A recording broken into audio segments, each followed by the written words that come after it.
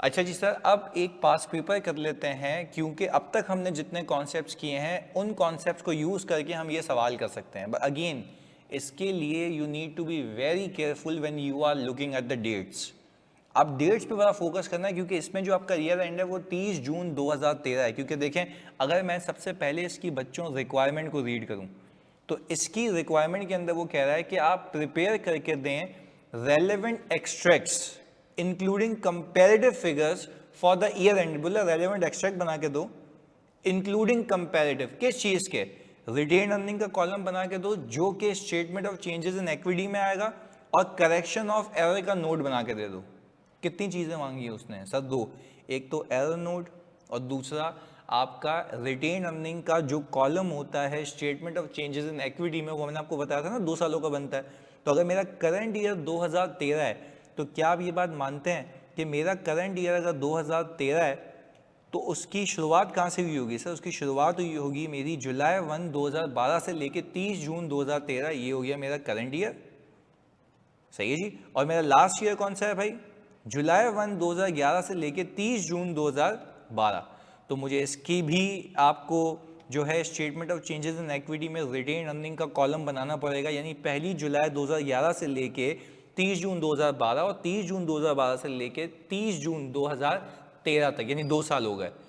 I hope this is clear. और अगर मैं बैलेंस शीट बना रहा हुआ और कोई एरर हुआ, और ऐसा एरर जो पिछले साल से भी पुराना है, तो एक और कॉलम ऐड हो जाएगा अगर मुझे बैलेंस शीट बनाने को बोलता है।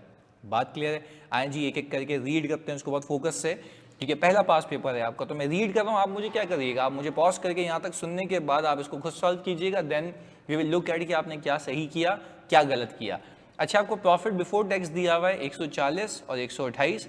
शेयर कैपिटल दिया हुआ है आपको ₹10 ईच का 30 और 30 मिलियन, और रिटेन अर्निंग दी हुई है at the end of the year. अच्छा, अभी रिटेन अर्निंग दी हुई है at the end of the, यानी 2013 की रिटेन अर्निंग है, 2012 की रिटेन अर्निंग। अच्छा, 2012 की जो मेरे बच्चों रिटेन अर्निंग मुझे दी हुई 105, वो 13 की ओपनिंग बनेगी।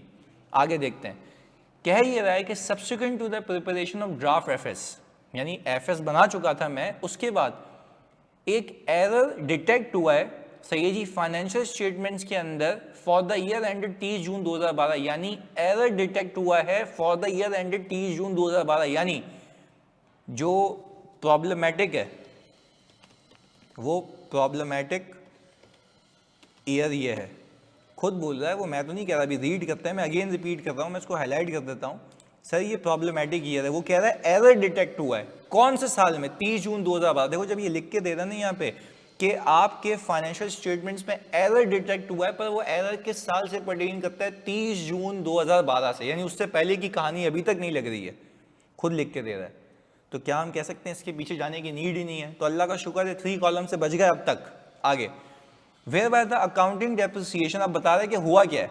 जहां पे accounting depreciation on plant was mistakenly accounted for as 21.8 million instead of 12.8 million, यानी भाई एक डेप्रिसिएशन 12.8 से बुक होना चाहिए था, जो कि 21.8 से बुक हो गया है, यानी डेप्रिसिएशन ज्यादा बुक हो गया है। कब? 2012 के अंदर, जो कि सवाल, जो शुरुआत है सवाल की, वो कहाँ से हुई होगी? उस वाली ईयर की, जुलाई 1 2011 से लेके 30 जून 2012 तक का डेप्रिसिएशन गलत है। और अगर ये रिड्यूसिंग बैलेंस है तो बाखुदा उसका इम्पैक्ट इस साल के प्रॉफिट पे भी आया होगा, बट अल्हम्दुलिल्लाह वो अभी तक रिपोर्ट नहीं हुआ। तो जो रिपोर्ट हो चुका है मैं उसको सही करूंगा। बात क्लियर है? आगे देखिएगा, हमने कहा इसके बाद other information is as follows. The assembly plant was installed on July 1 2010। अच्छा भाई, असेंबली प्लांट कब इंस्टॉल हुआ है? यहां पे assembly plant was installed on July 1 2010। यहां पे भाई असेंबली प्लांट इंस्टॉल हुआ था जुलाई 1 2010, यानी जुलाई 1 2010 से लेके 30 जून 2011 हमारा लास्ट से भी लास्ट ईयर है। तो चलें जी, देखते हैं कितने का इंस्टॉल हुआ है भाई। वो कह रहा है इंस्टॉल हुआ है 80 मिलियन की कॉस्ट के ऊपर। हमने कहा जुलाई 1 2010 पे ये जो है भाई, सही है जी, ये जो है भाई ये इसकी कॉस्ट है, और हमने कहा ये 80 मिलियन है। सही है जी। हमने कहा इसके ऊपर डेप्रिसिएशन इसके ऊपर यानी जो डेप्रिसिएशन है रिड्यूसिंग बैलेंस मेथड के ऊपर है 20% इसका रेट है। हमने कहा भाई ये आ गया 20% इसका रेट, तो हमने कहा इसके ऊपर जैसे ही मैंने बच्चों 20% लगाया तो ये आ गया डेप्रिसिएशन फॉर द ईयर 2011। मैं 2011 इसलिए कह रहा हूँ क्योंकि जुलाई 1 2010 से लेके 30 जून 2011 इज बेसिकली ईयर एंडेड 2011। तो हमने कहा यहाँ पे 30 जून 2011 के ऊपर आपके पास पीपी की कैरिंग अमाउंट ये है, सही है जी। हमने कहा पीपी की कैरिंग अमाउंट, क्योंकि रिड्यूसिंग बैलेंस में you have to use carrying amount, ऐसा ही है। अच्छा भाई, फिर अगर मैं आपसे बात करूं कि depreciation for the year 2012 last year की बात कर रहा हूं, वो इस पे बुक होना चाहिए था, इस पे बुक होना चाहिए था। कितने पे बुक होना चाहिए था मेरे बच्चों? आपने कहा 20% पे। देखें 12.8 ऊपर क्या लिखा हुआ है कि 21.8 से बुक हो गया इंस्टेड ऑफ 12.8, यानी ये गलती अल्हम्दुलिल्लाह सिर्फ लास्ट ईयर की है, उससे पहले आपको जाने की नीड नहीं है। यानी लास्ट ईयर का ओपनिंग रिटेन अर्निंग सही है, मतलब लास्ट ईयर के सिर्फ फॉर द ईयर के प्रॉफिट में भंड है। बात क्लियर है? आए जी देखते हैं आगे। तो हमने कहा ये तो होना चाहिए था, और इसके बाद हमने कहा ये करेक्ट डेप्रिसिएशन है, ये करेक्ट डेप्रिसिएशन है मेरी जान। और हमने कहा अगर ये बुक हो जाता तो आपके पास ये अमाउंट आती 51.8, और ये कब आती? 30 जून 2012 के ऊपर। फिर आप कहते हैं कि इस साल जो डेप्रिसिएशन बुक होना चाहिए था वो ये होता, सही है जी। और आप फिर ये करते तो ये अमाउंट आ जाती। अच्छा, ये कब आती? 30 जून 2013 पे। तो हमने कहा ये हमने बना लिया टू बी रिकॉर्डेड, सही है जी। हमने कहा यहां पे बनाते हैं रिकॉर्डेड, इसको सही कर लेते हैं। अच्छा, ये सही है, ये सही है, ये सही है।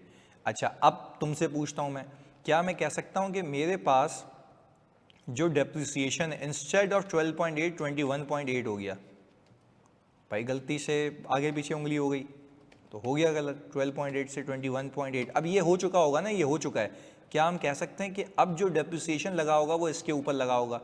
ऑब्वियस ही बात है, ज़्यादा डेप्रिसिएशन अगर गलती से चार्ज हो गया तो फिर रिड्यूसिंग बैलेंस के होने के नाते वो कैरिंग अमाउंट कम हो गई। जब कैरिंग अमाउंट कम हो गई तो डेप्रिसिएशन भी गलत हो गया होगा। यानी जो गलती है वो सिर्फ 2012 की, सिर्फ 2012 की है, उससे पहले की नहीं है। तो मुझे एज एड ओपनिंग सही करने की नीड नहीं है, लास्ट ईयर का ओपनिंग सही करने की नीड नहीं है। तो हमने कहा सर ये सूरत हाल हो चुकी है अब तक।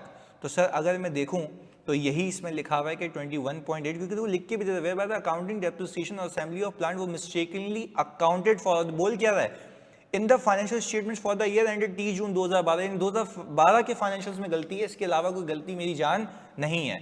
तो ये तो बात हो गई कि हमारी एरर की वर्किंग हो चुकी ऑल टुगेदर। अब हम आपसे ये पूछें सर कि एरर नोट बनाने से पहले हम यहाँ पे रिटेन अर्निंग्स प्रीपेड की वर्किंग कर लेते हैं, जो हुआ होगा। अच्छा, हमने कहा बैलेंस एज एट जनवरी कह रहा हूँ, जनवरी का तो सीन ही नहीं है, जुलाई 1 2012, ये वाली रिटेन अर्निंग आपको चाहिए ना? मैं अगेन रिपीट कर रहा हूँ, ये वाली रिटेन अर्निंग आपको चाहिए। तो अच्छा मुझे एक बात बताएं, अगर मैं वर्क बैक करना चाहूँ तो आप ज़रा ये देखिएगा कि ये 2012 की जो रिटेन अर्निंग है, अगेन मेरे बच्चों बहुत फोकस होकर देखना है यहाँ पर कि ये जो 2012 की रिटेन अर्निंग है ये वाली, सही है जी, 105 की। तो क्या मैं कह सकता हूँ कि 2012 की रिटेन अर्निंग 105 की, मतलब ये है 30 जून 2012 की 105, सही है जी। हमने कहा retain earnings as at 30 June 2012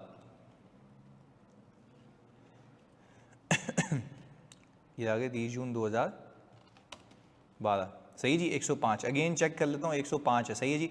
आपको ये बात तो पता है ना कि हुआ ये होगा इसके अंदर profit for the year 2012 add हुआ होगा, ऐसा ही है। और इसमें से dividend for the year less हुआ होगा।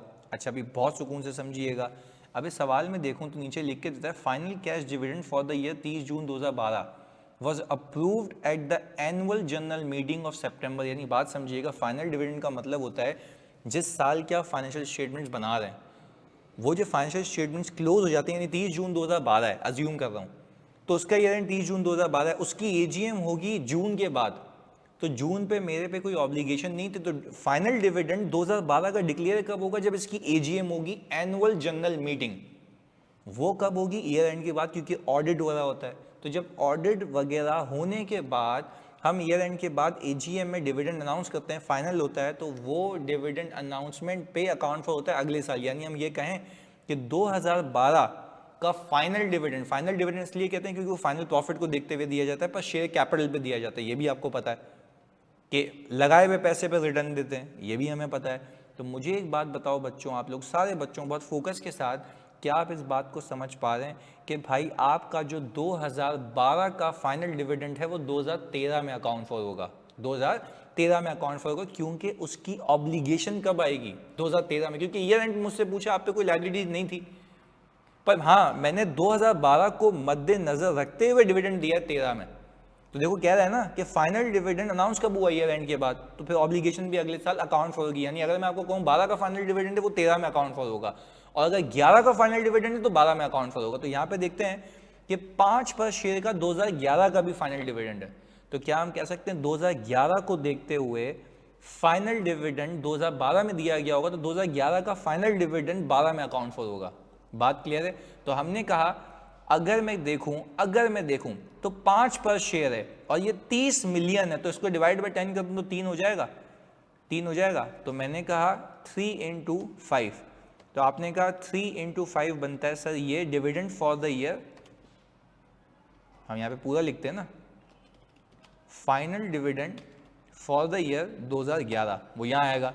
अच्छा अब प्रॉफिट कितना था मेरी जान, प्रॉफिट कितना था सर, प्रॉफिट था 128 का, ये प्रॉफिट आपको दिया हुआ सवाल में, ये 2000 सिर्फ 12 का प्रॉफिट है। क्या हम ये कह सकते हैं मेरी जान मेरे बच्चों कि जब ये कार्रवाई हुई होगी तो हुआ ये होगा कि XYZ ओपनिंग रिटेन अर्निंग रही होगी, उसमें ये प्रॉफिट ऐड हुआ होगा, ये डिविडेंड लेस हुआ होगा, तो यहाँ पहुँचे होंगे, जो कि गिवन है। पर अगर मुझे वर्क बैक करना है तो क्या मैं कह सकता हूँ कि इसके अंदर से जो माइनस हुआ है उसको मैं ऐड कर दूँ भाई, क्योंकि मैं वर्क बैक करके ऊपर जा रहा हूँ ना, तो जब मैं क्लोजिंग पे आया हूँ तो उसमें प्रॉफिट ऐड हुआ है, डिविडेंड लेस हुआ है, प्रॉफिट ऐड हुआ है, डिविडेंड लेस हुआ है, तो मैं वर्क बैक कर रहा हूँ, वापस ऊपर जा रहा हूँ कि देखूँ कि शुरू में क्या हुआ होता, तो क्लोजिंग रिटेन अर्निंग में से डिविडेंड माइनस हुआ है, ऐड बैक कर दो, प्रॉफिट ऐड हुआ है, लेस कर दो। तो मैंने क्या किया, ये कर लिया, तो मेरे पास sir balance as at accumulated loss है, यानी ओपनिंग रिटेन अर्निंग 2012 की लॉसेस में था मैं। बात क्लियर है। अच्छा अब इस पूरी रिटेन अर्निंग को देख के समझो। अच्छा मैं यहाँ पे लिख देता हूँ आप लोगों के लिए, ये रिपोर्टेड है, ये मैंने आपको सिर्फ वर्क बैक करके बताया ताकि फॉर द ईयर की मूवमेंट्स ट्रेस हो जाएं। अच्छा क्या मैं कह सकता हूँ कि प्रॉब्लमेटिक, ये प्रॉब्लमेटिक है, ओपनिंग बिल्कुल सही है, यानी अगर मैं आपसे पूछूं 2011 30 जून 2011 तक कोई गलती आप बोलेंगे नहीं है, अगेन रिपीट कर रहा हूँ 30 जून 2000, अच्छा ये मैंने एक तो यहाँ पे भंड मार दिया, ये मुझे करना है, ये जुलाई 1 2011 सही जी। अच्छा मैं आपसे पूछूं 30 जून, मेरे बच्चों में प्यारे बच्चों मुझे बताओ 30 जून 2011 तक कोई गलती आप बोलेंगे नहीं, गलती तो यहाँ हुई है, इस वाले प्रॉफिट में हुई है, ये प्रॉब्लमेटिक है ये वाला। बात क्लियर है। तो खैर हमने एक ये चीज़ देख लिया, और दूसरी चीज़ जाहिर सी बात है जब रिटेन अर्निंग 30 जून की ये है तो रिटेन अर्निंग जुलाई 1 2012 की भी यही होगी, पर अगेन ये गलत वाली है, इसके अंदर एरर है, तो हमने कहा ये आ गया सही है जी।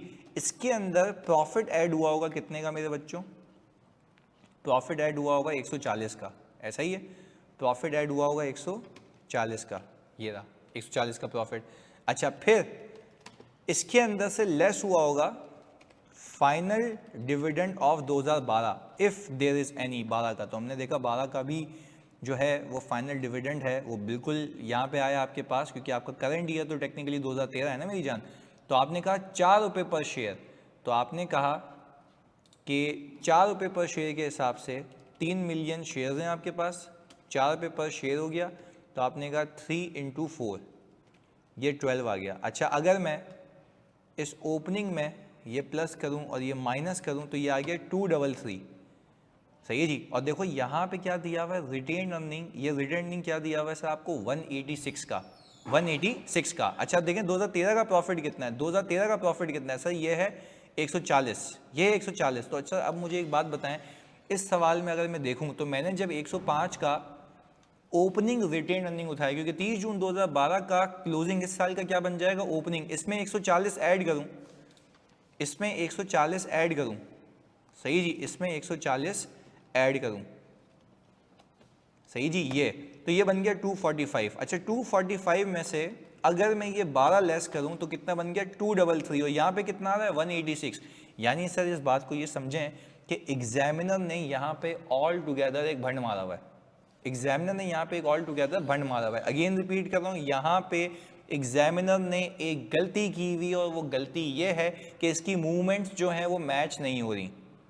भाई आप खुद बताएं ना कि मेरे पास अगर 2012 का क्लोजिंग रिटेन अर्निंग 105 है, तो 105 के अंदर, 105 के अंदर प्लीज सुनना यार, फोकस के साथ सुनना, 105 के अंदर अगर मैं 105 के अंदर अगर मैं ये profit for the year add करूं कितना है, 140 है, 140 है, ऐसा ही है। तो मुझे आप एक बात बताएं, जब मैं profit for the year add करूंगा 140 का, तो क्या मैं ये कह सकता हूं कि भाई मेरी रिटेन अर्निंग बिफोर डिविडेंड ये हो जाएगी, इसमें से डिविडेंड माइनस कर दूंगा तो 233 हो गया। तो इसलिए ताकि ये सवाल इससे मैच हो जाए, तो मैं यहाँ पे अज्यूम कर रहा हूँ, मेरे बच्चों में अज्यूम कर रहा हूँ कि यहाँ पे इंटरिम डिविडेंड भी होगा। देखो और कुछ भी हो सकता है, पर मैं यहाँ पे बेसिक अजम्पशन ले रहा हूँ, बात क्लियर है। तो हमने कहा कि भाई अगर आप यहाँ पर 4 3 12 भी था, ओके, बाकी कोई हमने गलती नहीं की हुई।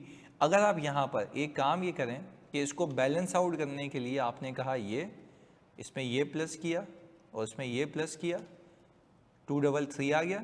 अच्छा where I have to reach, हमने कहा 186 रख दें, 186 रख दें, सही है जी। तो आपने कहा जो 186 है, तो ये 47 का मैंने इंटरिम डिविडेंड दे दिया। तो अगर मैं इन सबको प्लस माइनस करूं तो ये 186 आ गया। अगेन मैं कह रहा हूं this is my assumption, this is my assumption, क्योंकि सवाल में, क्योंकि देखो ये है तो एक बहुत पुराना सवाल, ऊपर से FAR 2 का था, जब ये आया था तब आपके पास था ही नहीं ये, तो ऑल टुगेदर में मैंने फिर ये अजम्पशन लिए, क्योंकि देखिए अगर मैं सब अकाउंट फॉर कर भी रहा हूँ तो 3 4 12 यही डिविडेंड आता है 12 का, इसके अलावा इसमें कोई एडजस्टमेंट नहीं है। तो खैर 105 से हमने शुरू किया जो कि यहाँ का क्लोजिंग था, और ऑल टुगेदर अगर मैं वर्क बैक करके पहुँचाऊँ तो यही आता है, बात क्लियर है। तो अगेन मैं कह रहा हूँ this is assumed to balance it out, assume to balance it out, सही है जी, मैंने बैलेंस करने के लिए इसको अज्यूम किया। खैर अब मैंने कहा अब हमारे पास ये सारी चीजें आ चुकी हैं, अब मैं एरर नोड बनाऊंगा। अच्छा भाई एरर नोड के अंदर, सही है जी, आपने कहा कि भाई ये नोड नंबर 8 है, सही है। और हम क्या करेंगे, सवाल से पिक कर लेंगे, जानिए कोई मसले वाली बात ही नहीं है। अच्छा जब मैंने सवाल से पिक करना है तो यहाँ पे लिखा हुआ है कि during the year an error has been detected, यही लिखूंगा कहानी, during the year an error has been detected in which depreciation of rupees 21.8 has been charged in 2012 instead of 12.8, यही था ना, 12.8 21.8, okay.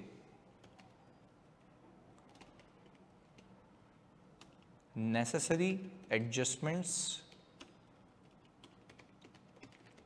have been made and impact of which has been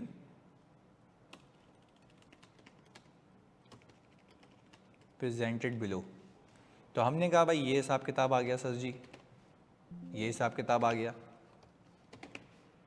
अच्छा भाई हमने कहा कि भाई ये हुआ था, ये हमने पूरा कहानी बता दिया जो उसकी रिक्वायरमेंट है जानी।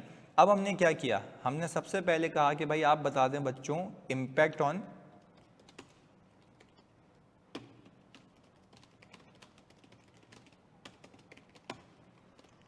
Balance sheet. मैं आपसे पूछता हूँ क्या 2 साल बनेंगे? नहीं भाई, सिर्फ एक ही साल है, 2012 भी इम्पैक्ट है। तो मैंने कहा अगर आप ये देखें, सोचिएगा, समझिएगा कि पीपी पे क्या इम्पैक्ट है। देखो मैंने यहाँ पे वर्किंग की हुई है, पीपी आप सब यहाँ पे फोकस होकर देखना है, इसमें डॉज नहीं खाना, बहुत फोकस होकर देखो। क्या आप ये मानते हैं पीपी अभी 42.2 पे होना चाहिए, इतने पे 51.2 पे, क्योंकि डेप्रिसिएशन ज़्यादा बुक हुआ हुआ है, डेप्रिसिएशन ज़्यादा बुक हुआ हुआ है। आप खुद देखें ना, डेप्रिसिएशन ज़्यादा बुक हुआ तो पीपी की कैरिंग अमाउंट क्या हो गई? कम हो गई। ऐसा है तो हम क्या ये कह सकते हैं कि 2012 में हमने increase in property plant and equipment करना है। सही जी, कितने से? इन दोनों के डिफरेंस से। अच्छा अब आपसे सवाल है, ये जब पीपी कम हो गया था किस वजह से हुआ था? एक्सपेंस ज़्यादा बुक हुआ था। एक्सपेंस ज़्यादा बुक हुआ था तो मेरा रिटेन अर्निंग कम हो गया था। तो गलती तो एक ही साल की है ना, तो अब मैं लंबी तो करनी नहीं है मुझे। तो क्या मैं कह सकता हूँ इंक्रीज इन रिटेन अर्निंग्स, क्योंकि जो आपने डेप्रिसिएशन एक्सपेंस ज़्यादा बुक किया था तो आपने टेक्निकली उस डेप्रिसिएशन को रिवर्स करके अपनी रिटेन अर्निंग को बढ़ा दिया और अपने पीपी को भी बढ़ा दिया। तो आपने कहा कि भाई ऑल टुगेदर ये 9 रुपये से, यानी 9 मिलियन से आपका रिटेन अर्निंग भी क्या हो जाएगा? इंक्रीज हो जाएगा। आपने कहा अब मैं इम्पैक्ट ऑन पीएनएल बताऊंगा। अब मैं बताऊंगा सर इम्पैक्ट ऑन प्रॉफिट और लॉस। अच्छा जी, आपने कहा 2012, क्योंकि पीएनएल तो वैसे ही सिर्फ कंपैरेटिव बनता है मेरी जान, पीएनएल तो वैसे ही सिर्फ कंपैरेटिव बनता है। 2012 में प्रॉफिट बिफोर टैक्स कितना था? आपने कहा भाई प्रॉफिट बिफोर टैक्स, हम अगेन चेक कर लेते हैं, 128 था, 128 था। सही जी, 128 था। तो हमने कहा जब प्रॉफिट बिफोर टैक्स बच्चों 128 का था, ये वाला, सही जी, और हमारे पास हमने कहा इसमें कि डेप्रिसिएशन ओवर चार्ज कितना था? 9 का। तो क्या हम कह सकते हैं, कि सर हमारे पास ये आ गया एडजस्टेड या रीस्टेटेड प्रॉफिट कितने का? 137 का। अच्छा अब मैं बनाऊंगा sir statement of changes in equity. तो अब मैं यहाँ से आराम से फिगर्स उठा सकता हूँ क्योंकि मैंने पहले ही लिखा हुआ है। ये रहा, पहले तो ये होगा बैलेंस एसेट जुलाई 1 2011, क्योंकि मुझे पूरे साल की बनानी है ना। तो हमने ये कहा, बहुत सुकून से समझना मेरे बच्चों, मैंने ये कहा कि सर मेरे पास 30 जून 2012 तक की कहानी है। सही है जी। तो मैंने कहा कि भाई अब अगर मैं ऑल टुगेदर यहाँ से शुरू करूँ, क्योंकि मेरे पास ये फिगर नहीं थी, मुझे वर्क बैक करके निकालनी थी। प्रॉफिट फॉर द ईयर, मेरी जान मेरे बच्चों, मैं आपसे पूछूं प्रॉफिट फॉर द ईयर 128 उठाऊँ? ये उठाऊंगा सर, ये उठाऊंगा। सही है जी। तो आपसे मैं पूछूं कि फाइनल डिविडेंड में कोई चेंज है? भाई ये तो कैपिटल पे मिलता है ना, इस पर थोड़ी ना कोई भंड है। तो आपने कहा डिविडेंड तो यही है, डिविडेंड तो यही है। आपने कहा डिविडेंड तो यही है सर। आपने कहा कि सर जब मैं इन सारी चीज़ों को एडजस्ट करने के बाद रिटेन अर्निंग देखूंगा तो क्या मैं कह सकता हूं कि मेरे पास retain earning as at 30 June 2012, और यहाँ पे हम रिटेन अर्निंग्स लिख देते हैं ना। तो मैंने कहा sir restated balance as at 30 June 2012। सही जी, रीस्टेटेड बैलेंस, बात समझिएगा, रीस्टेटेड बैलेंस। अच्छा अब अगर मैं देखूं कि मैंने अकाउंटिंग सही की है नहीं की हुई है, तो देखें रिपोर्टेड बैलेंस कितना है? 105। 105 का रिपोर्टेड बैलेंस था, तो इसके अंदर कितने की एडजस्टमेंट हुई हुई है सर? 9 की। ये वही है जो हमने ज़्यादा डेप्रिसिएशन बुक किया हुआ था, वो हमने रिवर्स कर लिया किसमें? फॉर द ईयर में। तो प्रॉफिट फॉर द ईयर पे मुझे लिखना पड़ेगा रीस्टेटेड सर, क्योंकि वो रिपोर्ट हो चुका है। अगेन मैंने ओपनिंग में कोई एडजस्टमेंट नहीं की क्योंकि उससे पहले कोई गलती ही नहीं थी मेरे बच्चों, कोई गलती ही नहीं थी। खैर अब मैंने कहा बैलेंस एज एट जुलाई 1 2012, मैंने कहा कि सर 105 लिखें, 105 लिखें, और मैंने कहा कि सर यहाँ पे हो गई एरर एडजस्टमेंट। हाँ अब ये ओपनिंग में गलती है, कितने की सर? 9 की ही गलती है, 9 की ही गलती है। तो मैंने कहा कि सर मैंने अपनी रिटेन अर्निंग को इतने से इन्हांस कर दिया, इतने से इन्हांस कर दिया, तो ये हो गया। तो हमने कहा restated balance as at June 2012। ये आ गया। खैर